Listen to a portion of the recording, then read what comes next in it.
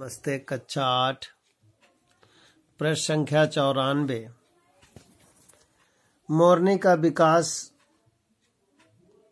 पाठ का शीर्षक है नीलकंठ। प्रश्न संख्या 94 से नीचे के दो पैराग्राफों में मोरनी का विकास मोर के समान चमत्कारी तो नहीं हुआ, परंतु अपनी लंबी धूप छां गर्दन, हवा में चंचल कलंगी, पंखों की श्याम श्वेत पत्र लेखा, मंथर गति आदि से वह भी मोर की उपयुक्त सहचारिणी होने का प्रमाण देने लगी।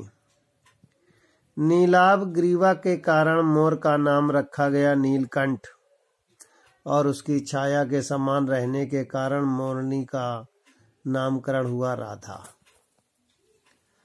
मुझे स्वयं ज्ञात नहीं कि कब नीलकंठ ने अपने आप को चिड़ियाघर के निवासी जीव जंतुओं का सेनापति और संरक्षक नियुक्त कर लिया। सवेरे ही वह सब खरगोश, कबूतर आदि की सेना एकत्र कर उस ओर ले जाता जहां दाना दिया जाता और घूम घूम कर मानो सबकी रखवाली करता रहता। किसी ने कुछ गड़बड़ की और वह अपने तीखे चंचु प्रहार से उसे दंड देने दौड़ा। प्रश्न संख्या 94 में प्रश्न इस प्रकार है।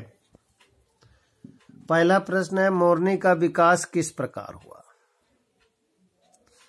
प्रश्न नंबर 2 है, मोर का नाम नीलकंठ किस कारण पड़ा। प्रश्न नंबर 3, राधा किसका नाम था। प्रश्न नंबर 4, सेनापति अपने आप में कौन बन गया। प्रश्न नंबर 5, घूम घूम के रखवाली कौन करता था और दंड कैसे देता था।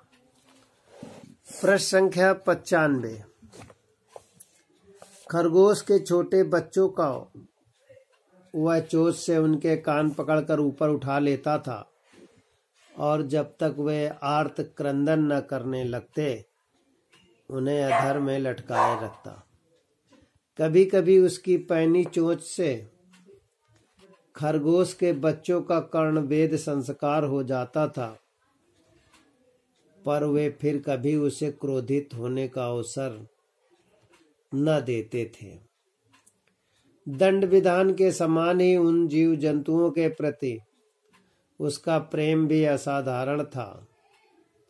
प्रायः वह मिट्टी में पंख फैलाकर बैठ जाता और वे सब उसकी लंबी पूंछ और सघन पंखों में छुआ छुअव्वल सा खेलते रहते थे।